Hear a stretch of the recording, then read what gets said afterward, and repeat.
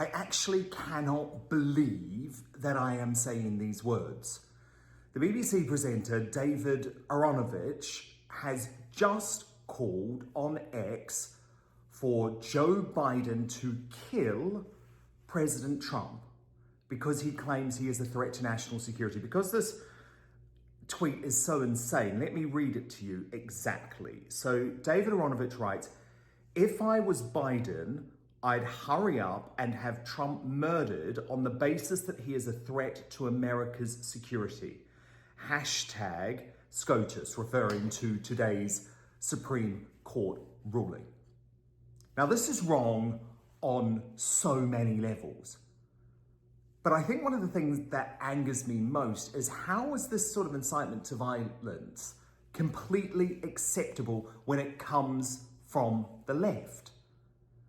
We have seen absolute hysteria. People go to prison for years and years and years for simply entering the US Capitol on January the 6th. Yet a BBC presenter can call for the assassination of Trump seemingly with no pushback from the media elite and the swamp.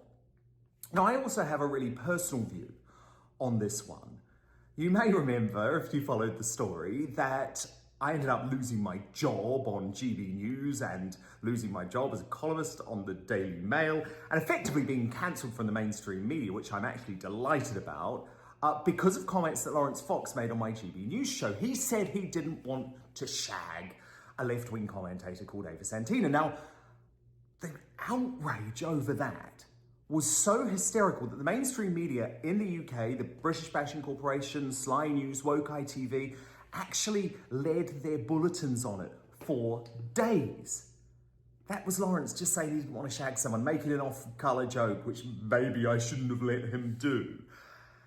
Well, as Laurence has tweeted today, receipts kept, reported to the police and the US Embassy, you should lose your job for incitement to murder.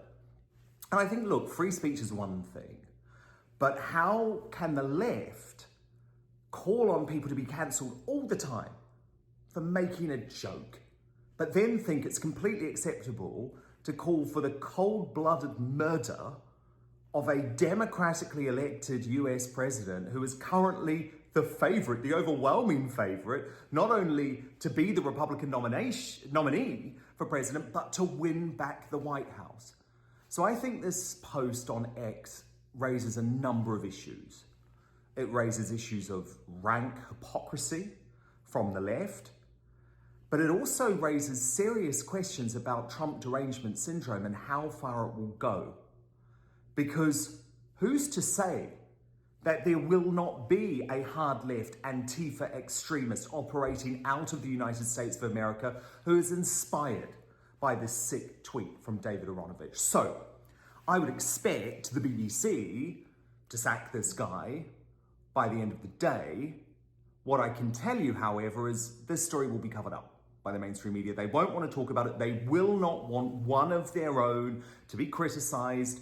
However, let me tell you, if this was a presenter on, say, Fox News or the right-wing news network GB News in the UK, calling for Donald Trump to assassinate in cold blood Joe Biden, who, by the way, I argue is far, far more of a national security threat to the US than anything else right now. I mean, the guy literally cannot string a sentence together. If that happened, it would be leading news bulletins all around the world. There would be calls for the off-communist government regulator in the UK to close down GB News, and there would be outrage and lawsuits being filed against Fox News. So, if you are going to hold the people on the right to this ridiculous standard when it comes to free speech and when it comes to inciting violence, then you goddamn better do it.